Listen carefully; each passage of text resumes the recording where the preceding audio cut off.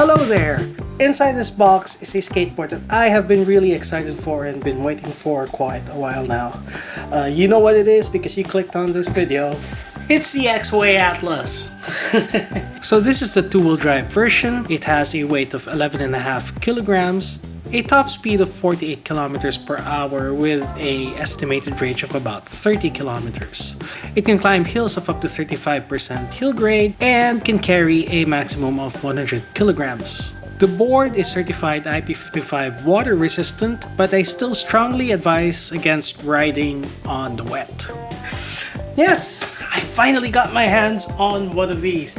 Now, I did not buy this. This was lent to me by a friend. He also has a YouTube channel, so his name is Ellie, and you might want to subscribe to him below. Please give him some love. Let's take this thing out of the box. I think we can leave that there for a moment there. Some stickers. Who doesn't want stickers? The manual. These boards are potentially dangerous machines, so always read the manual. You have a charger. It's a 51 volt charger, if I remember right, and 4 amps. There are a couple of plugs. Covers up different plugs depending on your region. Skate tool. Finally, Exway has given us a remote that is USB-C. I will have to say though, I had a few problems charging this. I had two USB-C chargers. I had a one for my Pixel and one for the Galaxy S21.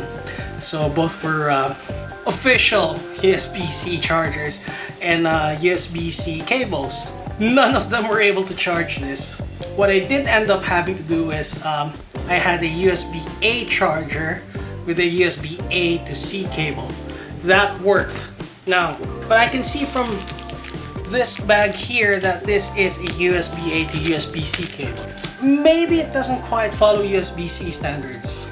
We all know we're here for the board, so let me clear this box and let's talk about the board. Alright, the board. What can I say? It's a carbon fiber deck. My god, the construction is really nice.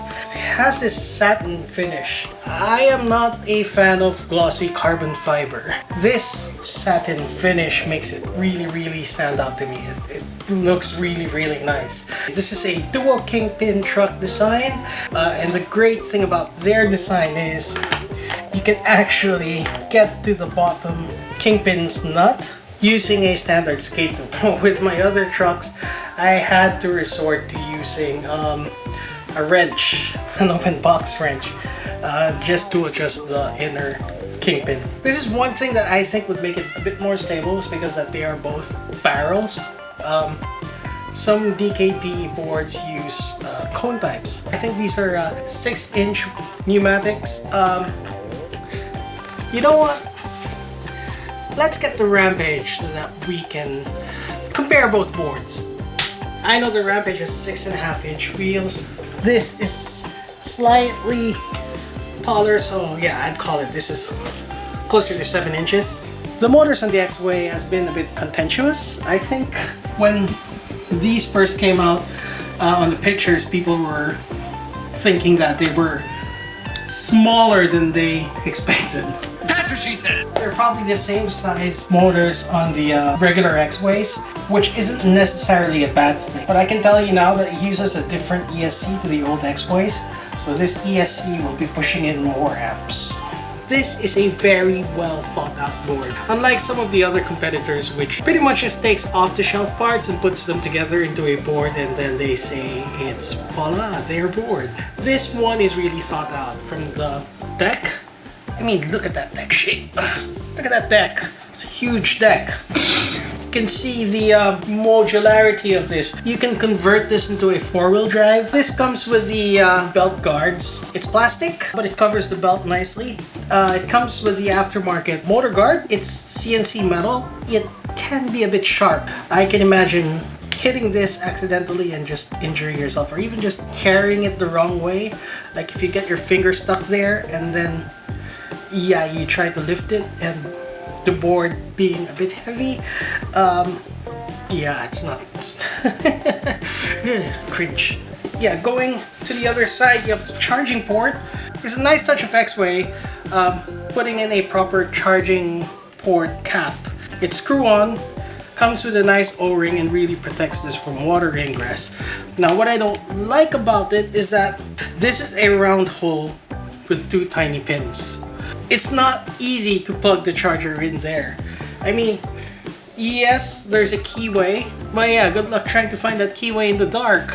The power button, I am not a fan of. It's flat. They've put some great thought on the charging port by putting it on the side. I wish they put the power button here on the side as well.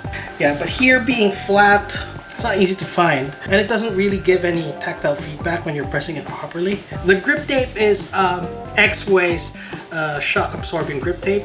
I'm not quite sure if it needs it. If I'm honest, I really don't feel much of a difference anyway. But I think the plus side on this is that since it's raised, you're not really stepping on the carbon fiber, and it's less likely that you'd be scratching the deck underneath. Another cool design feature of Exway is it comes with this the smart BMS and the smart ESC. Has pretty much the features from the Wave. It's got the switch on, you just switch on the remote and it connects to the board. It's connected, runs. Go. Switch this off, remote is off, and the board should be off as well. Yep, it is off. See, that's why I much prefer to have the power switch on the side, because just to check if it's on, I have to look underneath the board, and it's outdated. Come on, Exway, put it on the side, or better yet, put it on top, somewhere here, or there. So that's pretty much it when it comes to the overview of the board. I think the only thing left now is to ride it, and I am very excited to ride it. The board has a pretty smooth acceleration curve where the initial pickup is fairly gentle and then it continues to ramp up with speed. It gives the board a very smooth feel when it comes to its acceleration. I also found the throttle response from the controller to be immediate and responsive. Braking is really good in the two-wheel drive model as well. It feels linear, and like the acceleration curve, it's also very smooth. Despite its fairly small motors, the Atlas pulls up hills with little to no effort at all. On my standard hill test, I had to let off the throttle a bit because there's a blind curve at the top of the hill, and for other boards to start leveling off or start slowing down on their own, the Atlas just continued to accelerate, so I had to slow down for safety. Also, I'd like to add that amongst my boards, this is the only one that made it up this ramp.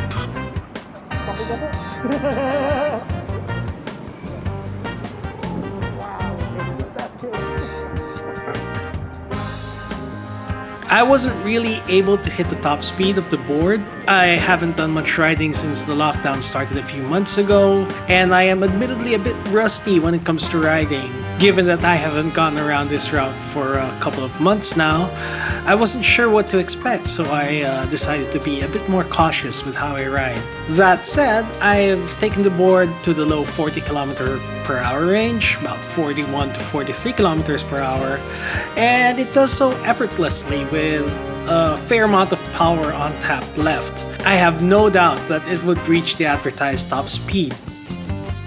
All of that power has a caveat though, as I found the motors to run a bit hotter than my other boards. It's pretty close to the feeling of holding a mug of freshly brewed coffee. I know that's not a very good description.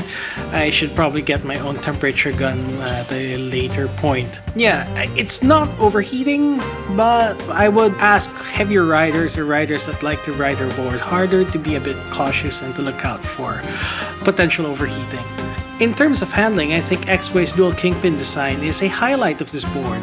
By some form of black magic, they've been able to provide some really wonderful carvability without sacrificing too much stability. While the board can go fast, I found it more enjoyable to just cruise and carve because of these trucks. The stiff carbon fiber deck goes well with the trucks here. I found that the stiff deck gave a sense of precision to your carves. The deck also has just the right amount of concave to give your feet a good platform to lock into, making you feel better connected to the board. While the board may be stiff, the pneumatic tires gave a good degree of dampening. Tiny vibrations like what you find on this cobble path or small imperfections on the road get eaten up nicely by the wheels. However, you'll start missing softer, flexible decks when it comes to bigger bumps like speed bumps or large cracks on the road. So I weigh around 75 kilograms with all my gear, riding the board at an average pace of about 30 kilometers per hour, saw me with about 68% left on the battery after a 10-kilometer ride. That'll bring the board close to, but not quite up to, Exway's advertised range. Now your mileage will vary here depending on your weight, riding style, and road surfaces of course. Exway built a solid board here. Its design was really well thought out, and its build quality is up there with the premium boards. Which goes down to the price. At about $1,700 US for the cheapest two-wheel drive option, and over $2,000 for the high-end four-wheel drive option, you're looking at the premium board range. Is it worth it at this price point? Maybe it is. However, I'd like to point out that other manufacturers such as Backfire and Propel are offering boards at cheaper or similar price points, but could offer equal or better features. The Exway Atlas, therefore, like its namesake, is bearing the weight of competition on its shoulders. And that weight is only increasing. For now, it's still at the top tier of its class, and whether or not it's worth the money they are asking for is going to be purely up to you.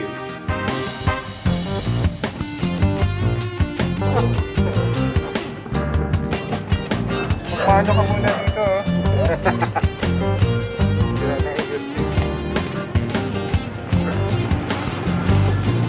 Two generations of Exway. He's the godfather, the OG.